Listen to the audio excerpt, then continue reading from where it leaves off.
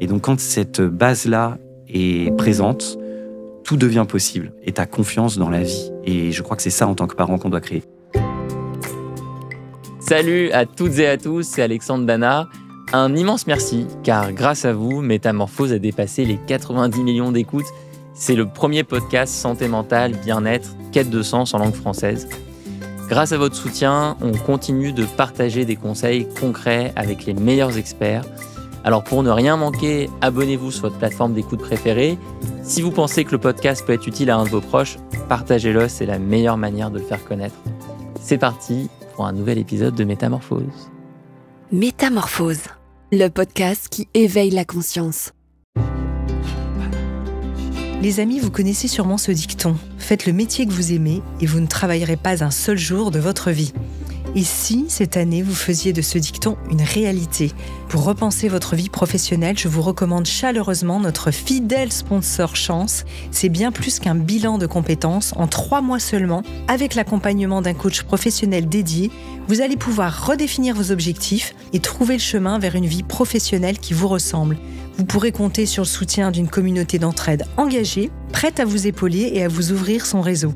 Et le vrai plus, le parcours est finançable par le CPF. Alors, si ce message résonne pour vous, je vous invite à passer à l'action dès maintenant. Rendez-vous sur chance.co pour un entretien gratuit avec un conseiller et changer ce qui doit l'être dans votre vie professionnelle. À quoi ressemble une réconciliation après une très longue absence? Comment pardonner quelqu'un qui nous a rejetés? C'est autour de ces questions que s'articule le premier roman de mon invité. Visage bien connu des passionnés de voyage grâce à son rôle de présentateur d'Échappée Belle, il est guide naturaliste, spécialisé dans les régions polaires, mais aujourd'hui, c'est l'écrivain que j'accueille chez Métamorphose. Avec Ce que la vie a de plus beau, publié aux éditions Les Escales, il livre un récit sur les complexités de la relation entre un parent et son enfant, lors d'une rencontre inattendue au cœur des paysages islandais. Là-bas, nos 2 héros vont tenter de construire une relation, confrontés à un passé chargé et à la beauté brute de la nature. Bonjour Ismaël Khelifa. Bonjour. Est-ce que tu veux nous faire le pitch de ton roman, pour commencer? Oui, avec grand plaisir. Donc, l'histoire de mon roman, c'est celle d'un homme qui s'appelle Romain, qui est photographe. Il parcourt le monde et particulièrement les zones de nature sauvage. Et à travers ce travail, il raconte comment les gens qui vivent loin de l'urbanisation regardent le monde. Et c'est un peu une figure, on va dire, qui raconte le monde, une figure humaniste, une figure tournée vers le respect du vivant et le respect de l'autre, qui a une véritable aura, beaucoup de succès dans son travail. Et un jour, un film lui est consacré au Festival de Cannes, est consacré à son travail. Il reçoit beaucoup de succès autour de ce film. Et le lendemain, dans son palace à Cannes, un jeune garçon de 18 ans vient l'interpeller et lui explique qu'il s'appelle Nathan et qu'il est le fils qu'il n'a jamais reconnu. Et donc, tout l'enjeu du livre, ça va être de voir si ces deux-là vont réussir à créer une relation père-fils, si le jeune garçon, Nathan, va obtenir les réponses à ses questions pour comprendre son passé, mieux vivre son présent, se projeter dans le futur, enfin, devenir lui-même. Et si cet homme, Romain, va réussir à devenir un papa. Et évidemment, ils vont vivre ensemble de grandes aventures. C'est pas évident. Est-ce que ça va réussir? C'est pas sûr non plus. Et à travers ça, on va suivre le parcours de 2 hommes d'âge différents, mais qui, quelque part, vont devenir, vont en tout cas essayer de devenir des adultes. Et il y a un voyage qui va lier ces 2 hommes. Ils ne s'arrêtent pas à cette rencontre à Cannes. Ils partent en Islande. Ouais, tout à fait. Alors moi, je suis un grand voyageur et j'ai un tropisme pour les régions polaires et particulièrement d'ailleurs pour l'Islande.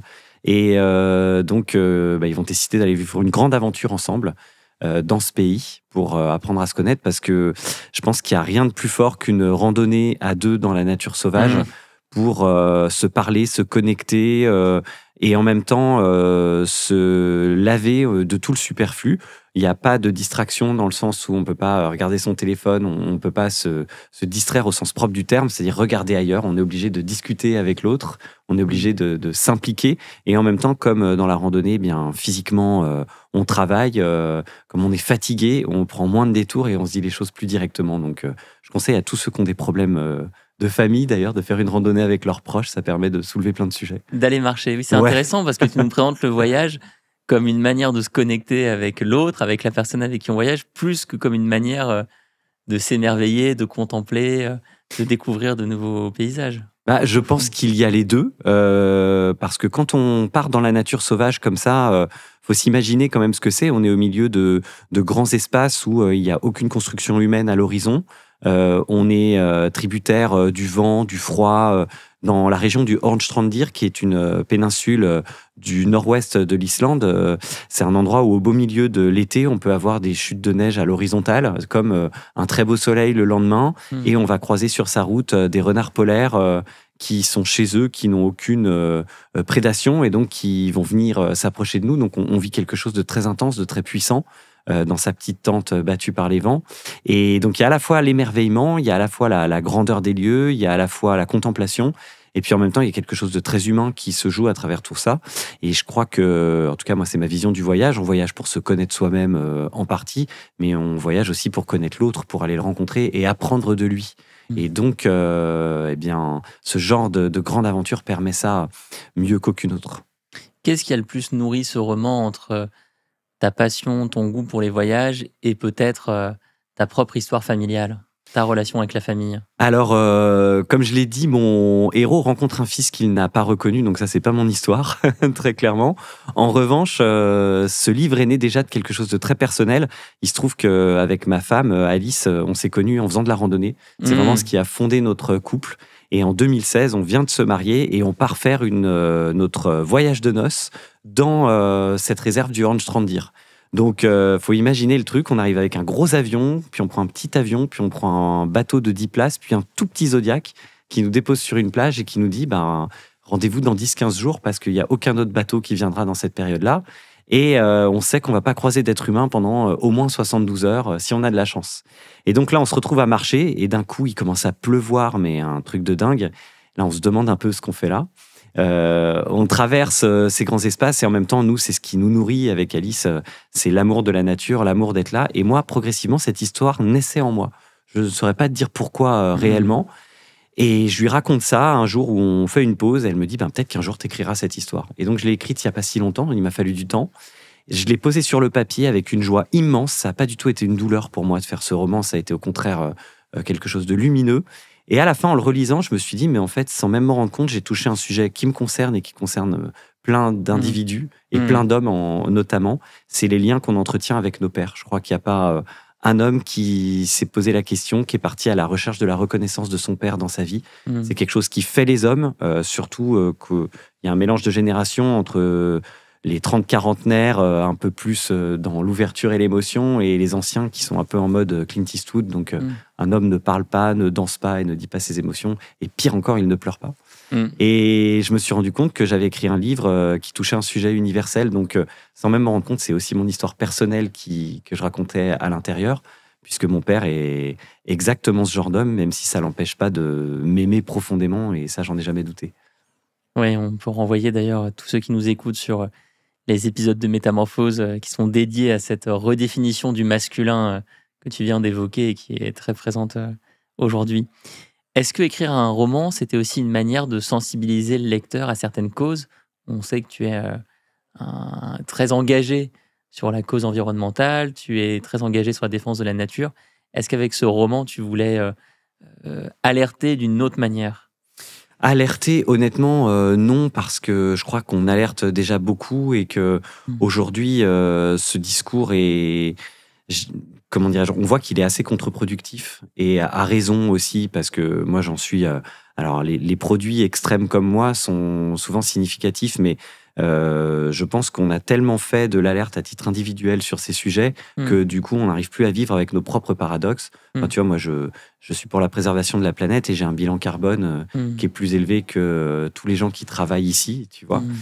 Donc, c'est toujours difficile parce qu'on a ramené ça à un sport individuel. Et en revanche, ce que j'essayais de montrer à travers ce livre, c'est qu'il y a une joie très profonde à être dans la nature sauvage. C'est qu'il y a quelque chose de très puissant, de très bon, de très agréable. Et ce dont j'avais envie de parler dans ce livre, c'est de la thématique du courage et de la résilience, comme on appelle ça, même si c'est un mot galvaudé aujourd'hui, mais de montrer que on répondra pas au pessimisme écologique par un optimisme béat, mais par le fait de regarder des situations en face, de faire de notre mieux. C'est ce qu'essayent de faire ces deux hommes qui sont confrontés à une situation difficile et en faisant de notre mieux, quoi, là, en faisant du mieux possible. Donc c'était ça un peu le message que j'essayais de faire passer, mais dans la vie en général, j'ai envie de dire. Alors ces deux hommes, justement, cette dynamique, elle est au cœur du roman et elle commence par une absence. Est-ce que tu peux nous en dire un peu plus sur cette longue absence qu'il y a eu dans leur relation et comment tu as exploré cette émotion dans ton écriture?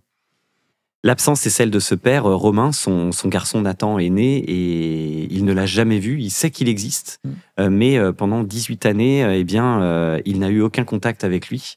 Et donc, au début du roman, on se dit quand même, c'est pas cool, quoi. Il l'a abandonné, il n'a jamais cherché à revenir vers lui.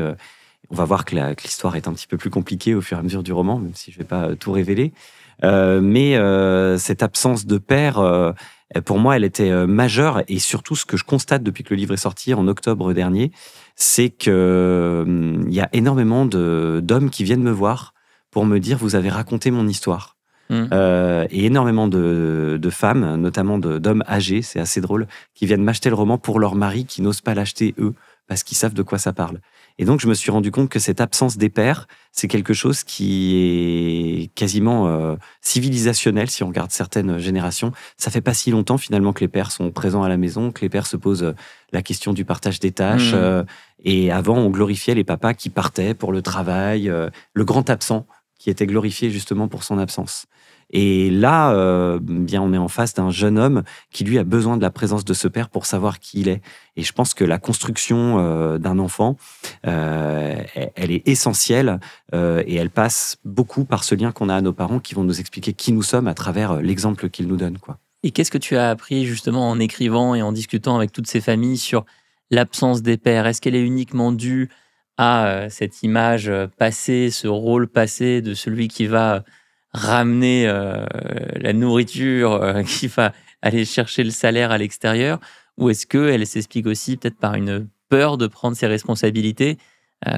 C'est aussi un vrai sujet pour le héros de ton roman. Alors je pense qu'il y a une absence physique qui a été donc glorifiée pendant longtemps, le soldat, le travailleur qui compte pas ses heures. Il y a une absence émotionnelle. Encore une fois, nos pères qui ont 70-80 ans aujourd'hui, il faut se rendre compte que leur modèle paternel et en tant qu'homme, c'était Jean Gabin, Clint Eastwood, toute cette génération qui ne parlait pas et qui n'était pas là pour montrer ses émotions. C'était même une faiblesse de montrer ses émotions. Et puis après, il y a une absence qui est due aussi au fait que tout était construit comme ça. Les rôles étaient répartis d'une manière très caricaturale dans les foyers. Moi, je me souviens d'avoir entendu dans des gens de la génération de mes grands-parents, les enfants parlaient pas trop fort parce que papa vient de rentrer, il est fatigué du travail. Donc, il fallait d'une certaine manière faire le silence. Et je pense que nos générations, on brise quand même en partie, pas tous, mais on brise en partie ça et on demande au contraire une présence. Et je crois que c'est ça qui crée un vrai coup de tonnerre dans les relations père-fils aujourd'hui, c'est qu'on demande à des générations silencieuses de faire preuve d'émotion avec des générations très bavardes. Et donc ça ne peut que clasher d'une certaine manière. Mais d'un autre côté, c'est bien parce que je crois qu'on découvre en tant que père aujourd'hui, nous, le bonheur d'être là avec nos enfants, de les prendre dans nos bras, de leur dire nos émotions, de pleurer devant eux, de reconnaître qu'on s'est trompé et peut-être qu'on créera des petits névrosés en plus, je ne sais pas. Mais en tout cas, je trouve moi que c'est plutôt positif et agréable à vivre au quotidien. Et par quoi on commence pour reconstruire un dialogue, pour réouvrir la communication après peut-être des années, des décennies de silence? Bien, je crois que ça peut commencer par beaucoup de choses différentes, mais il m'est apparu, et en tout cas, à chaque fois que j'en parle avec des gens qui ont vécu ce genre de situation, ou si je prends même le cas de ma propre vie, je pense que ça passe par un petit peu d'agressivité, mais au sens d'aller vers l'autre. C'est-à-dire qu'à un moment, il faut rentrer dans la zone de confort de la personne en face et lui dire très concrètement ce qu'on attend d'elle. Et faites l'essai avec vos propres pères. Pour ceux qui ont 30-40 ans, vous allez voir que ça peut être agressif pour lui parce qu'ils ne comprennent pas ce qui leur arrive. Mais moi, je crois qu'il faut oser aller briser ces barrières-là. parce que rien ne tue plus une famille et un être que les secrets de famille. Toutes ces choses qui n'ont pas été dites, qui sont sous-jacentes, qui habitent la pièce, dont il y a des psychanalystes qui me racontaient qu'ils ont des patients des fois qui rêvent de situations en ne comprenant pas à quoi ça fait référence, et ils découvrent une fois que leur père, par exemple, est mort, qu'il a vécu lui-même cette situation. Donc je crois à chaque fois que la parole s'ouvre, eh bien, on gagne en sincérité, en fluidité, on arrive à s'excuser. Donc, je crois que ça passe quand même par le fait de pousser la porte, que c'est jamais très simple. Et surtout, je conseillerais, moi, à tous ceux qui sont prêts à le faire, de ne pas attendre des lendemains qui chantent ou que ça va être fabuleux et qu'on va se serrer dans les bras avec nos pères. Je pense qu'ils n'en sont pas forcément là pour ceux qui sont dans le silence. Mais finalement... c'est peut-être comme ça qu'on devient un homme, entre guillemets, adulte. C'est peut-être en prenant en main son courage qu'on va devenir un homme adulte. Donc je crois beaucoup, moi, à cette volonté de dialogue, et je crois qu'il faut s'y tenir énormément, que ça fait du bien à tout le monde à l'arrivée. C'est ce que tu as fait avec ton propre père ? Oui, honnêtement, moi je suis d'origine algérienne. Je pense que tous les gens d'origine algérienne qui écouteront ce podcast se reconnaîtront dans ce que je vais dire, ou en tout cas une grande partie. C'est que c'est un pays, quand on est d'origine algérienne en France, qui habite notre cerveau alors qu'on n'y vit pas, et qu'on n'y va quasiment jamais, d'autant plus pour les générations qui ont vécu la guerre civile des années 90, où il y a eu clairement une rupture entre beaucoup de gens d'origine algérienne et leur pays d'origine. Et alors là, quand on parle de culture où l'on ne parle pas, on est à fond dedans, quoi. Donc, à un moment, moi, je voulais comprendre mon histoire, je voulais comprendre d'où je venais. Et je demandais ça à un papa qui n'était en fait pas en mesure de me raconter tout cela, et qui avait voulu me protéger aussi de cette histoire, parce que vous connaissez un peu l'histoire de ce pays, c'est quand même dramatique à tous les niveaux. Et donc il a fallu à un moment que j'y aille un petit peu franchement, et j'ai eu l'impression, le jour où j'y suis allé un petit peu franchement, je me souviens de voir son regard, et il y a un silence qui s'est installé, et en fait il était prêt, comme si ça faisait des années qu'il savait que ça pouvait arriver ce moment-là. Et donc, à partir de là, les langues se sont déliées. Je me souviens que le lendemain, il y a eu un froid un jour, et le lendemain, on dînait avec ma femme et mon père et mon jeune garçon, et il s'est tourné vers ma femme et il lui a tout raconté de ce qu'on voulait savoir, alors que c'était quelque chose d'impensable, en fait, pour moi. Donc, je suis très heureux de l'avoir fait, parce que aujourd'hui, on a des relations qui sont beaucoup plus simples, et surtout, je me suis rendu compte que tous les fantasmes que je me faisais, et c'est là où je dis qu'on devient aussi adulte, était 100 000 fois plus important que la réalité. C'était presque, je dirais pas décevant, tu vois, mais c'était altéré. C'était si simple. Bah oui, et donc à l'arrivée, j'aime encore plus mon père après ce moment, tu vois. C'est un être que j'ai admiré dès mon enfance et que j'admire encore aujourd'hui. C'est un papa, tu vois, mon père, c'est ce genre d'homme avec qui... je me suis toujours senti en sécurité et qui est d'une fiabilité à tout crin. Et là, je dirais que j'ai obtenu quelque chose qui tout simplement m'a permis de me pacifier moi aussi dans ma vie. En t'écoutant, j'ai vraiment cette image du barrage avec l'eau qui est bloquée derrière, mais dès qu'on arrive à trouver la faille, il y a tout qui s'écoule. Bien sûr, c'est une très bonne image, et je pense que beaucoup de relations père-fils sont cimentées là-dessus, mais tu te rends compte quand même, moi je me dis tout le temps ça, je me dis les générations de nos grands-pères, arrière-grands-pères, c'était des hommes qui montaient à la guerre et pour qui prendre une arme et aller combattre faisait partie du processus et de la vie, hein. Et en même temps, ils étaient capables de prendre une arme et d'aller tuer quelqu'un d'autre, de se défendre dans des tranchées sordides, mais ils étaient incapables de parler à leur fils. Tu te rends compte quand même du délire, quoi. Enfin, quand on le dit comme ça paraît fou. Donc, parler, s'exprimer, effectivement, c'est la question du barrage, mais ça fait du bien, vraiment. Et je crois qu'il ne faut pas avoir peur d'aller questionner nos pères, il faut peut-être les bouger un petit peu. Mais encore une fois, pour moi, c'est ce jour-là où j'ai l'impression d'être passé du statut d'enfant à je suis toujours l'enfant de mes parents, mais je suis aussi maintenant un adulte autonome qui ne dépend plus d'eux. Oui, on touche ici aussi à la thérapie transgénérationnelle sur laquelle on a fait plusieurs épisodes sur Métamorphose, qui permet de comprendre comment des traumas vécus par nos parents, nos ancêtres peuvent nous impacter. Et je pense, en t'écoutant, à une amie à moi qui me partageait une discussion récente qu'elle avait avec son père en lui disant Papa, je comprends pas, je suis incapable de gérer mon argent, j'ai une énorme anxiété financière, alors que toi, tu es financier, très à l'aise avec l'argent. Comment c'est possible que tu m'aies pas transmis une certaine forme d'aisance? Et là, son père, pareil, le regard comme celui du tien, qui lui dit j'ai vu 3 de mes collègues se suicider, et donc j'ai jamais voulu te parler de ces sujets d'argent. Et là, enfin, elle a compris après 30 ans d'où ça venait. Une question qui me vient en t'écoutant. On a parlé de la France, on vient de parler de l'Algérie. On a l'impression qu'il y a quelque chose d'universel qui se retrouve dans toutes les cultures, de cette tension entre générations, de ce dialogue difficile, de cette absence de communication. Est-ce que dans tous tes voyages et tes explorations, tu aurais trouvé une culture différente, une culture où les parents et les enfants se parlent avec plus de simplicité, plus de transparence, qui pourrait nous inspirer? Est-ce qu'il y a de l'espoir quelque part? Oui, il y en a beaucoup. Il y en a beaucoup. Enfin, tu vois, moi, j'ai passé pas mal de temps, par exemple, au Groenland. Il y a un truc qui est formidable au Groenland. Alors, tu vois, les clichés de la virilité traditionnelle que nombre d'entre nous ici vont chercher de manière artificielle en se bodybuildant ou en se donnant des airs de mecs costauds, tu vois. Là-bas, c'est de fait, les types, ils sont chasseurs d'ours, ils tuent des ours avec un fusil, tu vois. Donc, ils se posent aucune question de virilité, si tant est que ce soit ça la virilité, tu vois, mais en tout cas de virilité archaïque, comme on appelle ça. En revanche, d'un coup, ils arrivent et c'est combat de guillis avec les gamins. Tout le monde dort dans la même chambre pendant des années, parce que c'est comme ça, c'est la tradition. C'est aussi des questions de chauffage des pièces. Mais voilà, ils prennent les petits sur leurs genoux, ils ont des gestes très tendres, mais ça depuis très longtemps, tu vois. Ce qu'on dit être les nouveaux parents, nous, depuis les années 70, dans les régions polaires, c'est comme ça depuis très longtemps. Donc, il y a plein de cultures où ça se passe très différemment, qui sont extrêmement inspirantes. Moi, tu vois, il y a une image qui me vient quand tu me parles de ça, c'est que souvent, je vais chercher mes enfants à l'école, et je nous vois là, les nouveaux pères. Alors, on est là avec nos vélos électriques, alors que les anciens arrivaient avec des voitures. Et puis, c'était un peu la compète de qui a la plus grosse voiture.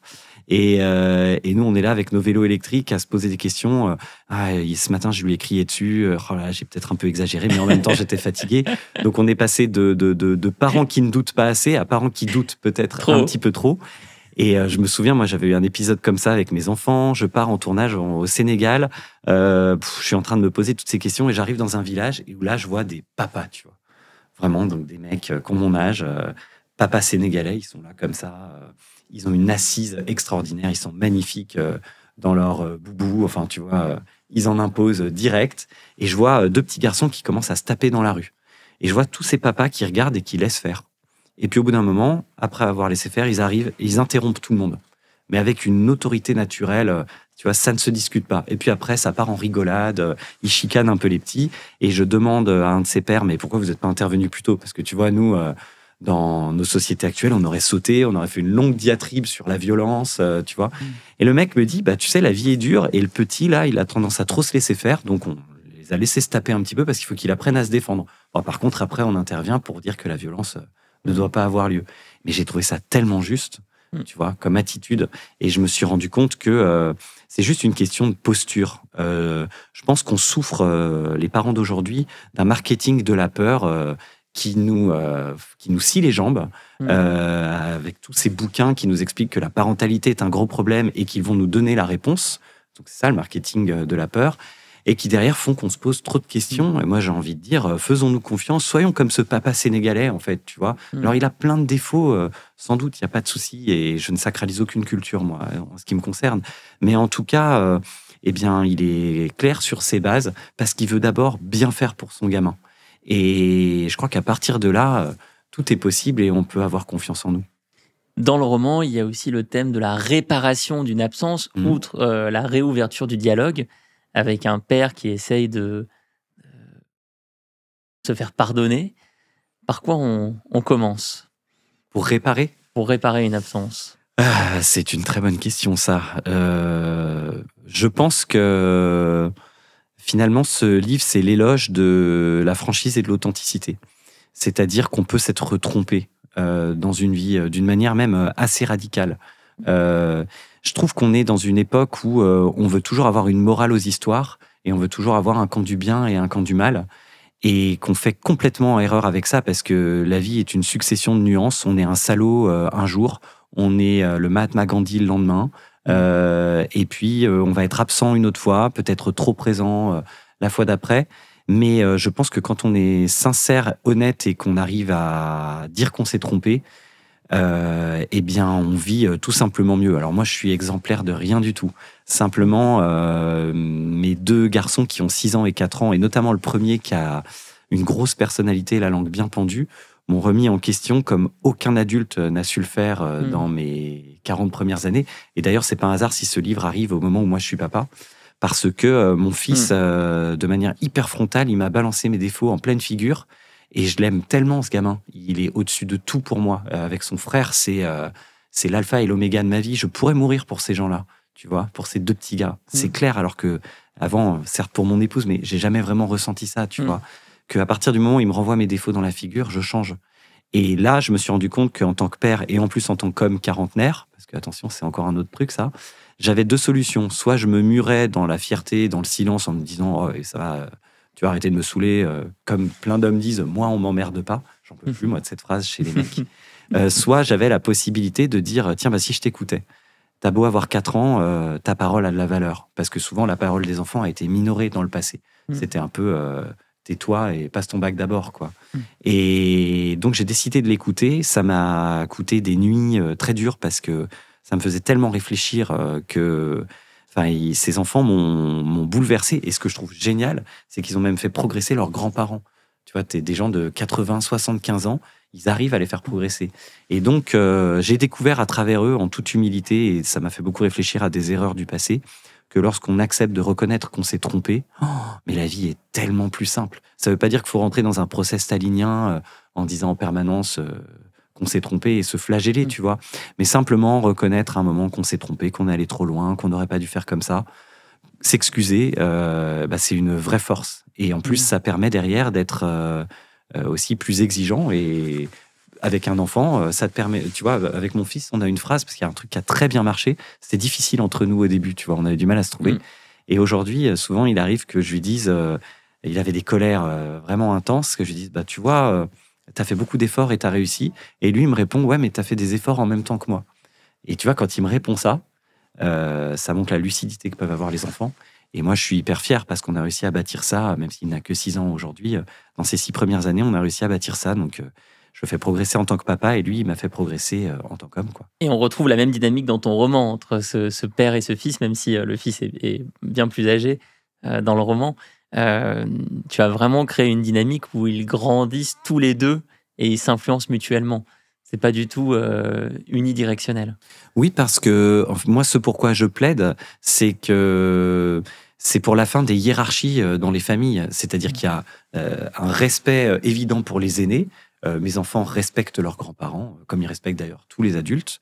En revanche, il n'y a pas de hiérarchie dans les familles. Je pense que nos rôles d'enfants, nos rôles de fils, nos rôles de filles sont de faire aussi progresser nos parents. Parce qu'on ne va pas se mentir, tu es à la retraite à 60, 65 ans aujourd'hui, tu as encore, pour certains, à 55 ans, je pense à certains professeurs, il te reste 25, 30 ans à vivre.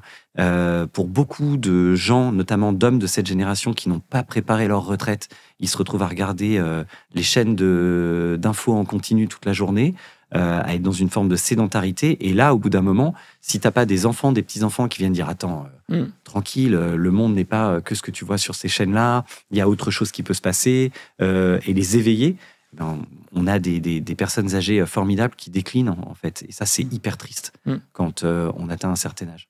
Donc, je trouve que notre rôle d'enfant, plus que jamais, c'est aussi un peu de secouer nos parents. Et ça peut commencer dès le plus jeune âge. Tu trouves qu'on a perdu ce lien transgénérationnel dans la société moderne, avec, par exemple, l'éloignement familial, le fait qu'on n'habite plus dans la même ville que nos parents, que nos grands-parents, forcément. Est-ce que tu ressens, toi, une perte de lien entre les générations ? Moi, là-dessus, j'ai un regard assez diversifié. D'abord, j'ai donc une association qui s'occupe d'adolescents qui s'appelle For My Planet.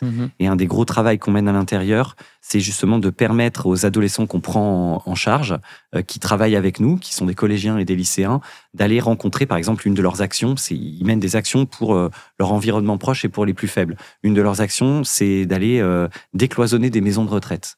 Cette rencontre-là est formidable. À chaque fois qu'on y va pour préparer avant, les gens de la maison de retraite nous disent, ah bah les petits jeunes, ils vont pas nous faire la leçon, et les petits jeunes ils nous disent, oh bah les boomers, ils vont pas nous saouler, tu vois. Et puis à la fin, tout le monde se rencontre et s'apprécie parce que la rencontre fait cet office-là. Donc je crois que c'est extrêmement important. Après, dans les familles, moi je trouve qu'on a réussi aussi à obtenir une forme d'indépendance dans les familles, que c'est plus monolithique. Il y a combien de familles qui ont été bouffées par cette espèce de hiérarchie clanique qui fait que papy procédait à de l'inceste sur sa fille, puis sa petite fille, etc. Mais on disait rien parce que le linge sale se lave en famille. Tu vois, il y avait quand même quelque chose comme ça dans les familles quand on atteignait des sujets aussi graves qui étaient de l'ordre de l'omerta. Et donc, je trouve ça bien que cette libération se soit faite, même si c'est au détriment de la famille à l'ancienne, en mode Charles Ingalls, la petite maison dans la prairie, où tout le monde est réuni tous les dimanches autour d'une table. En revanche, je crois que c'est beau de se tourner vers les anciens et de les écouter. C'est beau de voir ce qu'ils ont à nous transmettre. C'est beau de montrer à nos parents qu'ils ont encore une valeur et qu'ils ne sont pas que des statistiques dans les chiffres sur la retraite. Parce que je trouve qu'on est dans une société qui laisse pas assez de part aux personnes âgées. Et une fois qu'ils ne sont plus productifs pour le marché du travail, ils disparaissent dans la nature et on perd un savoir magnifique. Et ça, tu vois, je trouve que ça mérite d'être entretenu. Et d'ailleurs, dans le roman, via les autres personnages secondaires, on découvre différents modèles de parentalité, différents modèles de famille. C'était ta volonté d'essayer de faire passer le message qu'il n'y a pas un unique modèle de famille ? C'était une volonté réelle. Et puis, c'était aussi, tu sais, il y a quelque chose, moi, que je trouve formidable dans les mouvements, je dirais même pas féministes, mais féminins au général, c'est la sororité, cette façon de se serrer les coudes, d'avoir de l'échange, de se parler, d'être en soutien. Et donc, je voulais que mes héros vivent un roman d'apprentissage. Donc, le roman d'apprentissage, c'est une forme très particulière où on va aller rencontrer des personnages qui sont des mentors et qui vont nous permettre de progresser dans la vie. Et là, il n'y a que des mentors masculins, globalement, parce que je voulais qu'ils aillent rencontrer des formes de parentalité, des formes de façon d'être homme qui soient différentes en fonction des cultures. Et que cette façon-là de faire les influence et leur permette de progresser dans la quête qui est la leur. C'est ce qui est formidable quand on voyage. Tu vois, moi, j'ai cette chance depuis que j'ai l'âge de 19 ans. J'ai tourné toute ma vie vers le bonheur de voyager. Et finalement, quand j'ai commencé à voyager, j'étais très auto-centré, à prendre mes petites notes. Et puis, je relisais ça. J'en parle d'ailleurs un petit peu dans le livre. Et j'avais l'impression que je vivais la vie la plus dépressive du monde, tu vois. C'est terrible, alors que je vivais un truc de dingue. Et je me rends compte maintenant que ce que ça m'apporte de plus fort, c'est que j'en apprends pas beaucoup sur moi, mais j'en apprends énormément sur les autres et grâce aux autres. Il m'arrive très souvent de penser à des gens que j'ai pu rencontrer dans des situations difficiles et de me dire, lui, il aurait réagi comme ça. Et que ça m'inspire incroyablement. Donc, je voulais que ce sentiment du voyage, qui est ce que le voyage a de plus fort pour moi, se ressente à travers ce livre. Tu as mentionné la sororité, l'équivalent chez les hommes maintenant, c'est les cercles d'hommes dont on parle de plus en plus, même si c'est méconnu en France. Toi, tu t'es entouré d'un cercle d'hommes où tu as certains amis masculins, référents masculins avec qui tu échanges régulièrement sur ces sujets de parentalité, par exemple ? Écoute, moi je trouve que, alors ça se fait pas forcément sous forme de cercle, mais je trouve en tout cas qu'il y a une ouverture de la parole. Je te parle par exemple des autres papas à la sortie de l'école. Il y a une ouverture de la parole qui est énorme, où on parle de nos problèmes véritablement, où on se dit que là aujourd'hui on n'a pas été bon, où on se donne des tips.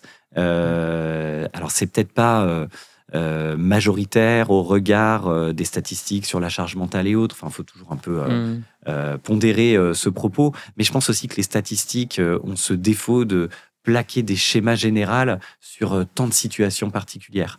Et donc, moi, je le vis en fait très quotidiennement avec les papas de ma génération. Et franchement, c'est super. C'est super parce que être papa, c'est quand même un rôle très particulier dans un foyer, dans une famille. Tu vois, moi, il y a un truc, par exemple, qui m'a marqué. Je te dis ça, c'est juste mon expérience, j'ai pas d'analyse là-dessus. Mais pour moi, devenir père, j'ai trouvé que c'était quasiment une adoption. C'est-à-dire que, très caricaturalement, pendant 9 mois, mon enfant a vécu dans l'utérus de ma femme. Il l'a mangé de l'intérieur. Quand elle allait pas bien, on le voyait sur les échographies, il se réfugiait au fond de son utérus comme ça. Quand elle allait bien, on le voyait aussi sur les échographies, il faisait des galipettes dans le ventre. Il était connecté à ses émotions, il vivait grâce à elle. Et toi, il a entendu ta voix, mais alors de très très loin, alors qu'on dit que sa voix, elle, il peut la reconnaître au milieu de milliers d'autres voix.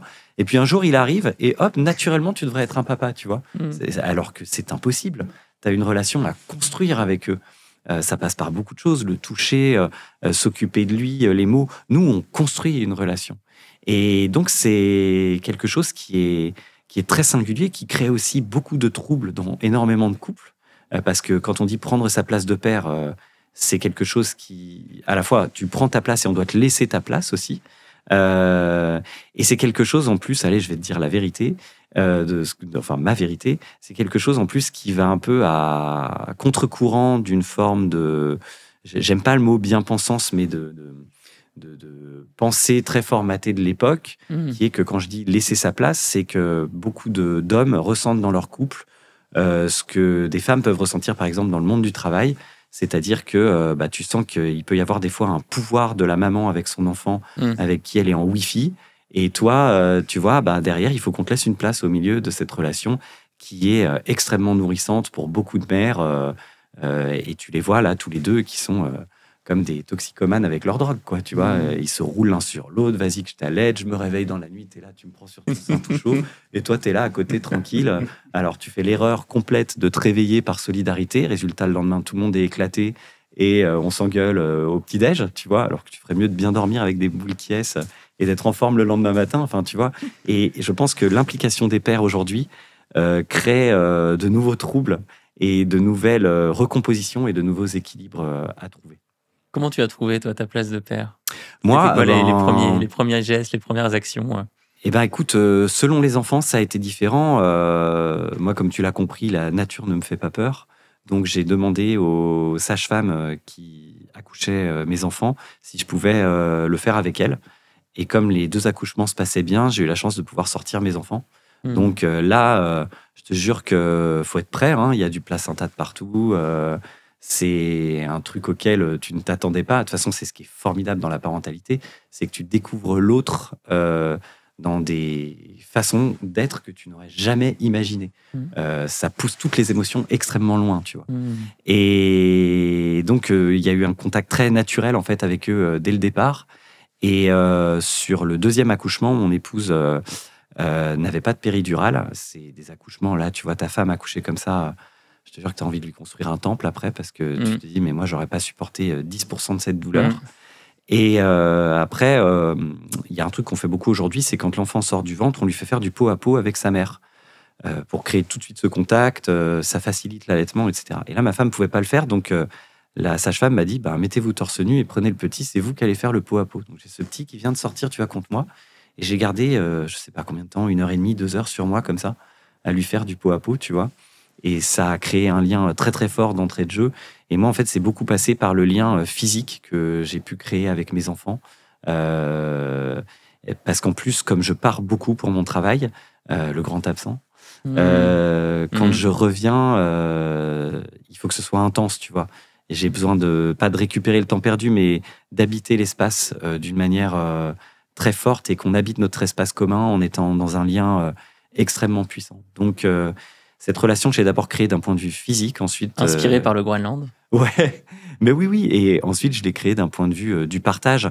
Je crois que ce qui est beau, c'est pas d'emmener ces gamins sur la Lune. Ce qui est beau, c'est d'aller faire du vélo avec eux, de passer du temps avec eux. La seule richesse qu'on peut leur donner, c'est le temps qu'on partage avec eux. Et je crois que c'est Rihanna qui racontait une fois ou Beyoncé, je sais plus laquelle des deux, qui racontait une fois qu'elle s'était rendue compte qu'elle avait surgâté ses gamins, qu'elle était beaucoup en tournée à une époque, mais qu'en fait, la seule chose qu'elle aurait pu leur donner pour les gâter, c'était de son temps, qu'elle n'avait pas à cette époque, tu vois. Je crois que c'est, encore une fois, un exemple extrême, mais que c'est vraiment ça Le réel, c'est partager des choses, quelles qu'elles soient. Ça peut être d'être à quatre pattes dans le salon à jouer au Playmobil, comme partir en voyage ensemble. Mais chaque temps compte. Comme une randonnée en Islande. Exactement. Et sans trahir la fin d'ailleurs de ton roman, on peut dire qu'on assiste à un très beau cadeau d'un père à son fils. Et c'est quoi le plus beau cadeau qu'un père peut faire à son fils ? C'est une très bonne question. Il y a tellement de pères et de fils différents. Moi, je crois que le plus beau cadeau que m'ait fait mon père, c'est que... Ça peut paraître bizarre de dire ça, mais c'est que je sais que je peux toujours compter sur lui. Avant d'arriver ici, j'étais encore avec lui au téléphone. Et c'est un homme de peu de paroles, tu vois, ça a duré très peu de temps. Mais je sais que je peux toujours compter sur lui. Et moi, mon père... Ces offrandes, d'une certaine manière, qu'il m'a fait pour me montrer qu'il m'aimait, ça passait par la nourriture. Donc ça, c'est beaucoup la culture algérienne aussi. Donc c'était des plâtrés de couscous à en vomir, mais vraiment. Parce qu'il fallait beaucoup manger, tu vois. Tu ne vas pas mourir de faim. Ouais, c'est ça. Et puis, quand on a mangé 3 grosses comme ça, on te dit, mais t'as rien mangé là, allez, viens, reviens. Et boum, c'est reparti, tu vois. Et donc, le plus beau cadeau qu'il m'ait fait, c'est... que quand je pense à lui, là, j'ai l'impression d'être entouré d'un halo doré de sécurité et d'amour, même s'il y a eu beaucoup d'incompréhension. Et donc, quand cette base-là est présente, tout devient possible. Et tu as confiance dans la vie. Et je crois que c'est ça, en tant que parent, qu'on doit créer. Tu vois, moi, mon père, je t'expliquais qu'il fait partie de cette génération où il ne s'exprimait pas forcément. Il s'exprimait par d'autres moyens. La nourriture... ses gestes très amoureux étaient sa façon à lui de montrer sa présence et son amour. Et malgré tout, il m'a permis d'avoir assez confiance en moi pour m'exprimer sur ces sujets. Donc, c'est qu'il m'a apporté quelque chose qui est une forme de fiabilité, de stabilité sentimentale, quoi. Et le plus beau cadeau, c'est celui-ci. Et sans tout dévoiler, ce thème de la protection d'un père à son fils est vraiment présent dans ton roman, notamment lors de des péripéties de cette randonnée qui n'est pas de tout repos. Non, ça, je te le confirme, ouais. Filer, lire Ce que la vie a de plus beau d'Ismaël Kheliffa. On peut le retrouver dans toutes les librairies, publié aux éditions Les Escales. Merci d'avoir été avec nous aujourd'hui. Non, merci à toi. J'étais très heureux de venir et je suis pas déçu. On est bien chez vous. C'était un plaisir. On peut te suivre sur ton compte Instagram, notamment. Ouais. Et pour ne pas manquer le prochain épisode de Métamorphose, inscrivez-vous à la newsletter sur le site métamorphosepodcast.com. Merci beaucoup. Merci à toi. Si vous avez aimé ce podcast, n'hésitez pas à lui donner 5 étoiles sur Deezer et surtout abonnez-vous gratuitement sur votre plateforme préférée pour ne manquer aucun épisode. Découvrez mes invités en avant-première sur Instagram à l'adresse Métamorphose Podcast et abonnez-vous aussi gratuitement dès maintenant à la newsletter Métamorphose pour être au courant de nos conférences, ateliers et de nos dernières actualités. Pour ça, rendez-vous sur notre nouveau site www.métamorphosepodcast.com. Métamorphose, le podcast qui éveille la conscience. Tous les lundis et jeudis, dès 7h.